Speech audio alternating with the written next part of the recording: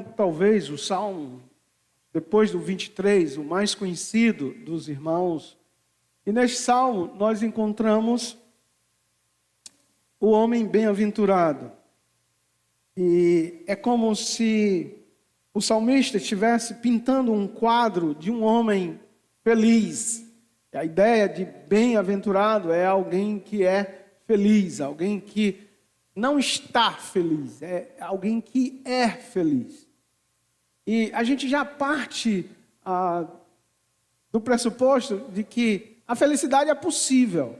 Inclusive, ela tem características, ou pelo menos ela tem raios onde nós podemos vê-la na vida de pessoas, que no caso aqui do salmista. E o salmista diz: bem-aventurado o homem que não anda no conselho dos ímpios, não se detém no caminho dos pecadores, nem se assenta na roda dos escarnecedores. Antes, e aí tem uma antítese aqui, algo que vai contrariar aquilo que fora dito anteriormente.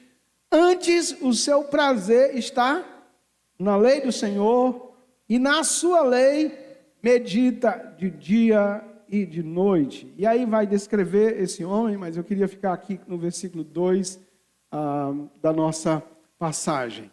Eu já tenho falado aqui sobre as disciplinas espirituais, já tenho falado sobre algumas dessas disciplinas.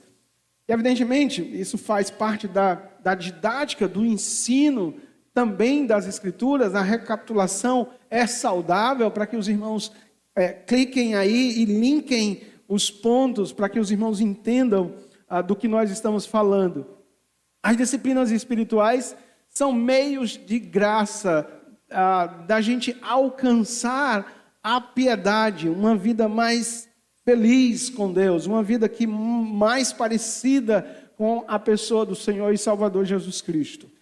Agora, as disciplinas espirituais, o que não são? Quando a gente fala nas disciplinas espirituais, nós estamos falando sobre oração, sobre evangelismo, sobre jejum, sobre discipulado, sobre evangelismo, sobre missões. São os exercícios, vamos dizer, que nós fazemos no dia a dia como cristãos. Agora, evidentemente, por exemplo, alguém pode orar muito e não ser salvo, porque a oração não salva ninguém, não é meio de salvação. Não estou falando aqui dos meios de salvação. As disciplinas não são meios de salvação, não são meios para obter o favor de Deus, como, eu vou orar muito e Deus vai olhar para mim, tá vendo, esse cara ora muito, então eu vou favorecê-lo. Não é um meio de barganhar com Deus, de receber o favor de Deus. Só porque eu jejuei, agora Deus tem que ouvir a minha causa e responder a minha causa como eu quero. Não, a gente não entende assim, e a Bíblia não ensina assim. Não é uma forma de ser legalista. Fulano de tal ora muito, fulano de tal jejua, fulano de tal evangeliza, ele vive de uma maneira modesta, ele trata bem, de maneira fiel, ele é um mordomo fiel, mas isso não é uma forma de legalismo, de dizer assim, eu estou na lei e por eu estar na lei eu estou justificado de qualquer acusação. Nem é também atos místicos, né? Eu vou orar para ficar meio zen, meio aí conectado com a espiritualidade do mundo e das pessoas, né? A ideia das disciplinas espirituais não é te conectar com a natureza, né, com o místico. Não. A ideia da disciplina é te levar para Deus, e a gente vai fazer uma breve diferença entre meditação espiritual bíblica e meditação das religiões orientais. A gente vai rapidamente traçar isso. Mas o que são as disciplinas espirituais? É um caminho de piedade. A piedade é resultado. Por exemplo, quando você pega uma laranja, a laranja em si não é o suco. É uma laranja, uma fruta. Mas ela, se espremida, colocada no liquidificador, num processador, ela pode se tornar um suco. As disciplinas em si mesmas, elas não são cápsula de piedade, que a gente toma e se torna piedoso. Mas ela é meio. É a forma que nós encontramos para viver uma vida piedosa. Uma vida que se assemelha à pessoa do nosso Senhor e Salvador Jesus Cristo. É um caminho de libertação do nosso próprio eu, da nossa própria vontade. Por isso que quando nós nos tornamos mais piedosos, nós não vemos em nós mesmos, na nossa vida, na diretriz da nossa existência, o eu faço, o eu quero, o eu faço assim, eu penso assim. É Deus quem vai dizer, é Deus quem vai fazer. É se o Senhor quiser. Porque a ideia da disciplina cristã é nos colocar numa liberdade de nós mesmos. Né? Deus me proteja de mim e da bondade de gente boa, né? A ideia é que quanto mais liberto você esteja de você mesmo, você está mais parecido com Deus. Porque você nega a si mesmo e mais a vontade de Deus vai ser vista na sua vida. Você se liberta de si mesmo. Quem assistiu o filme Lutero, vê a luta de Lutero contra a sua própria natureza. Ele era escravo de si mesmo.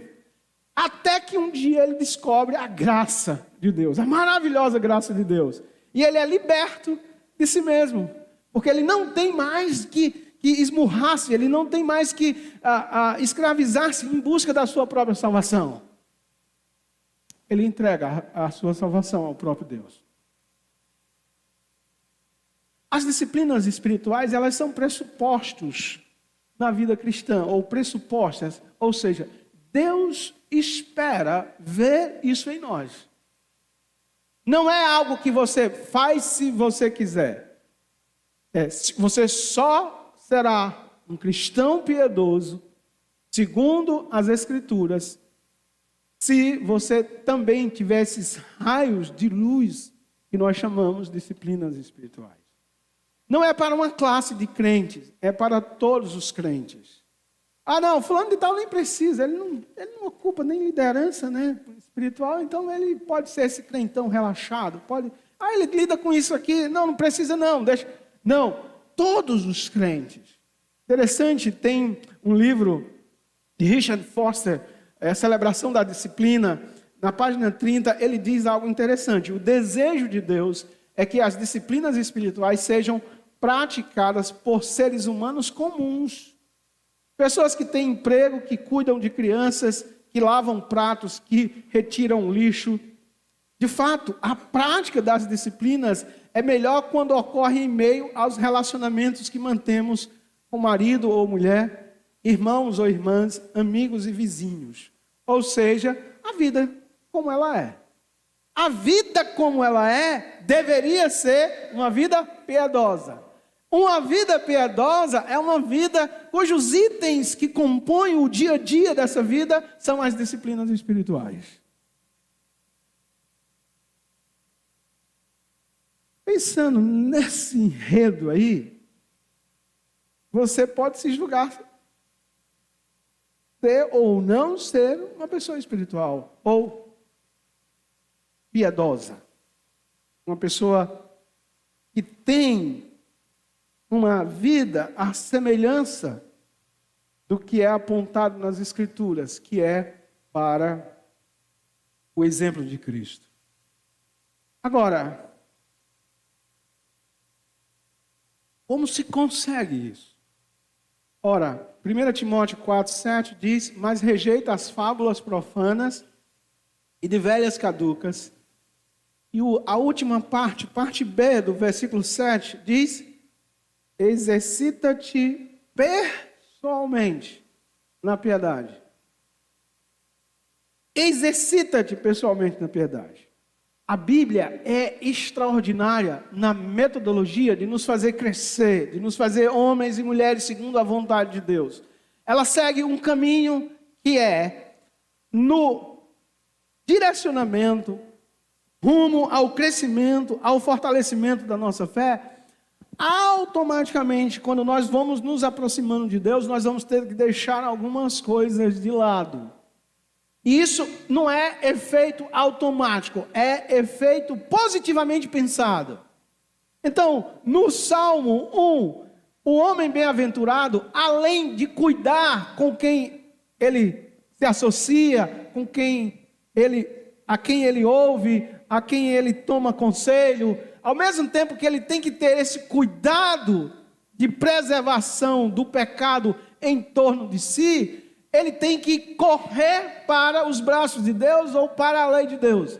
Então a gente pode entender aqui dois movimentos, um positivo que vai na direção de rejeitar fábulas profanas, de velhas caducas, filosofias, ensinos, conceitos, que ao mesmo tempo nós precisamos nos despir disso, tirar da nossa mente, da nossa cabeça, do nosso jeitão de ser. Eu sou assim, você é assim, mas se precisar tirar isso de você, tira isso de você, para que você possa, a partir dessa limpeza, exercitar-se.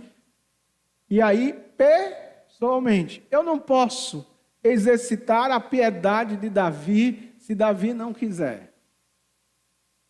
Porque é algo pessoal. Nem Davi a minha. Filho, o pai não pode exercitar o filho na piedade, nem o filho exercitar o pai. Porque é algo que vem de dentro e é algo que requer a disposição de quem quer ser piedoso.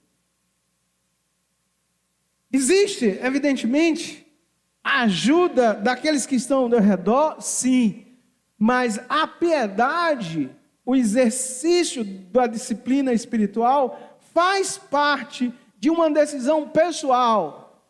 E aqui eu digo que não permita que a igreja seja a sua fonte de inspiração para exercitar-te na piedade.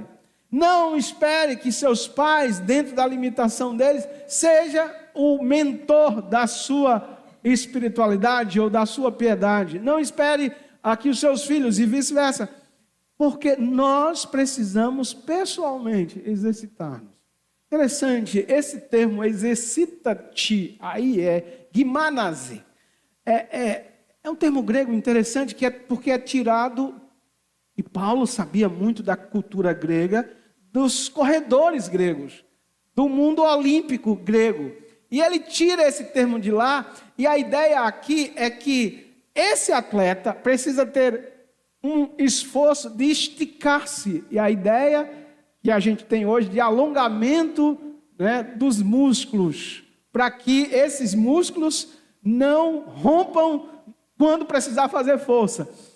Dona Edna entende disso, professora de educação física. A ideia é que quando você exercita-se na piedade, os seus músculos, eles ganham maior elasticidade, mais firmeza, para não se romper quando for necessário correr.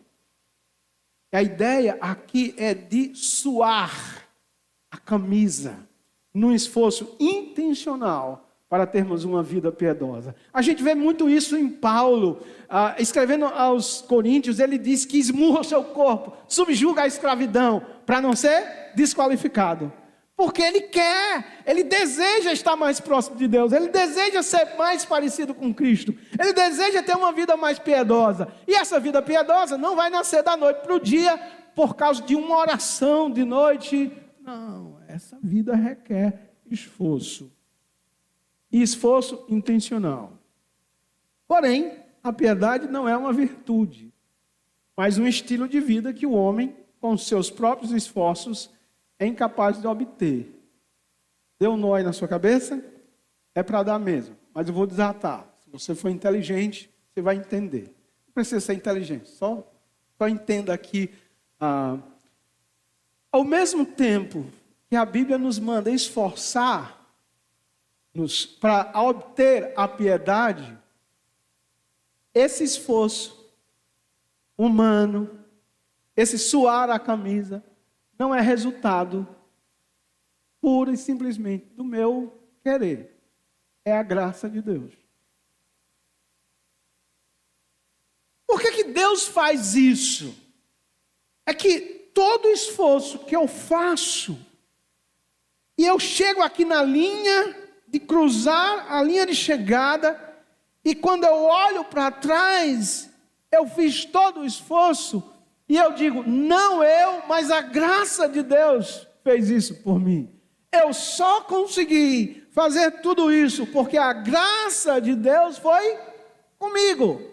E aqui está um elemento que os cristãos precisam compreender, que não é por força nem por violência, mas pelo seu Espírito. Porém, Deus requer esforço e requer prontidão daqueles que vão avançar na vida cristã.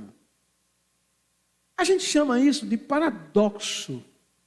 Ou seja, ao mesmo tempo que o crente, para a sua santificação, precisa se esmurrar, ele sabe que se não for a graça de Deus, ele não vai chegar lá.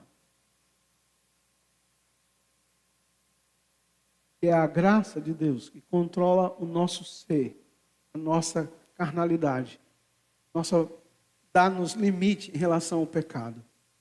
Parece contradição, mas é esse o exercício comum, normal, de todo crente que alcançou crescimento, de todo crente que entendeu a vida piedosa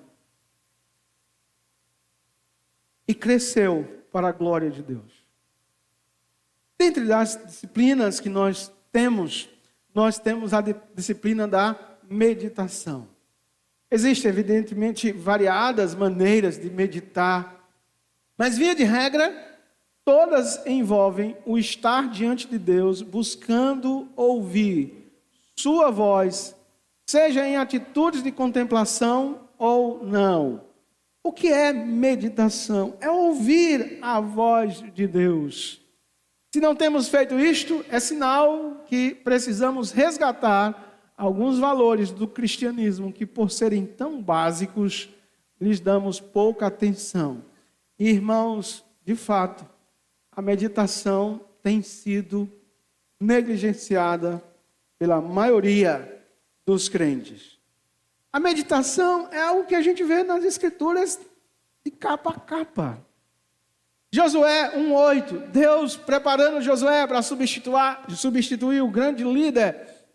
Josué seria um homem de guerra, de conquista de terra. Seria o homem que agora iria trabalhar cada dia com a nação para comer, para vestir. Porque durante 40 anos no deserto, eles não precisaram trabalhar. Agora tem que trabalhar, agora tem que lutar, tem que conquistar. Mas olha o que Deus diz a ele: não cesses de falar deste livro da lei, antes medita nele dia e noite, para que tenhas cuidado de fazer segundo tudo quanto nele está escrito.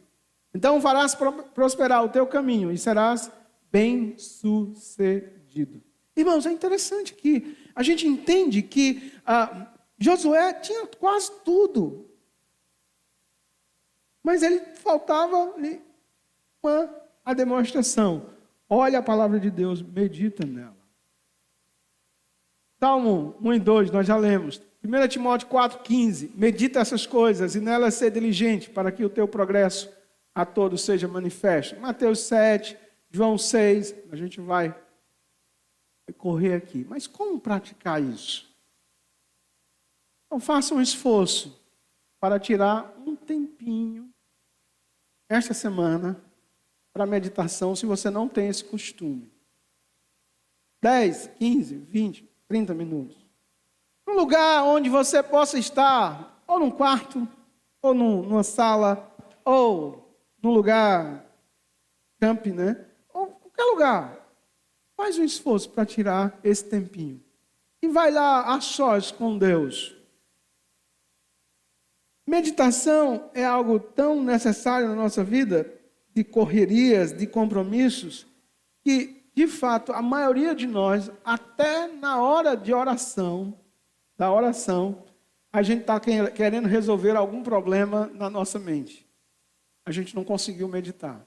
Se quando você está orando, começarem a passar os problemas, as coisas que você precisa resolver, você não atingiu o nível de meditação. Porque o nível de meditação requer um silêncio da alma. Você só consegue meditar se você tirar e conseguir concentrar-se pura e simplesmente naquele momento, na sua comunhão com Deus, ponto final. Se você está no lugar trancado, silêncio, uma música, mas você está pensando no que vai ser depois, no que vai ser, no que você não conseguiu meditar. Porque meditação é esse tempo a sós com Deus, em que você está diante do Senhor para ouvir o Senhor. E como é que isso acontece, pastor? É um lugar bem calmo, que você aquieta seu coração, pensamentos, alguns minutos, e você lê algum trecho, precisa ser uma passagem grande da palavra de Deus, e ali você vai refletir, vai meditar. E a ideia de meditação, no hebraico, traz a ideia de ruminar. Os animais, alguns animais, eles são ruminadores, né? Eles comem durante o dia e à noite, por eles ter mais de um estômago, né, eles retornam esse alimento, eles mastigam de novo para tirar a maior seiva. A ideia é essa. Você ouviu a palavra de Deus, você leu a palavra de Deus e agora você medita nessa palavra para tirar o sumo bem dessa palavra, o maior bem, a maior profundidade dessa palavra. E você faz isso, e ao fazer isso, você ganha a seiva para a sua piedade, que se espraia em tudo quanto você é e faz. É esse exercício da meditação que torna o homem mais equilibrado nas suas decisões. É esse exercício da meditação que nos torna mais voltados para Deus. É esse exercício da meditação que nos faz olhar a vida e direcionar de maneira mais clara. Porque quem medita, olha a vida à luz da palavra de Deus. E quem olha a vida à luz da palavra de Deus, tem maior possibilidade de tomar as decisões certas, de seguir no rumo certo e, ao mesmo tempo, evitar os caminhos tortuosos. Que Deus ajude-nos, como crentes, a ter uma vida piedosa. Uma vida piedosa que o salmista descreveu aqui no Salmo 1, não é produto do acaso, é resultado de esforço. Esforço humano, mas banhado pela graça e maravilhosa graça de Deus. Ela é possível. E ela nos ajudará, irmãos, a desfrutar do que seja, do que é verdadeiramente andar na presença de Deus e viver segundo lhe agrada. Sem essas disciplinas, você não vai conseguir. Então, baixa a tua cabeça, ora ao Senhor, pedindo que Ele, na sua graça e suficiência, te dê a disposição, coloque no teu coração a força, a disciplina para exercitar-te na piedade. Obrigado, Senhor, por esse dia. Vir à tua casa, ouvir a tua palavra, cantar louvores a ti, faz parte da nossa disciplina. Ela nos ajudará realmente a crescermos, a desenvolver a nossa fé. Mas há outras disciplinas que são desenvolvidas ao longo da nossa vida, na busca, na direção diária, constante, da implementação, ó Deus, dessas disciplinas em nossa vida, na busca. E hoje nós ouvimos um pouco sobre a necessidade de meditar. Meditar, nos silenciar, acalmar o nosso coração e à luz da tua palavra, refletirmos, Deus, aquilo que ela está nos dizendo. nos ajude, nos orienta. Assim pedimos em nome de Jesus.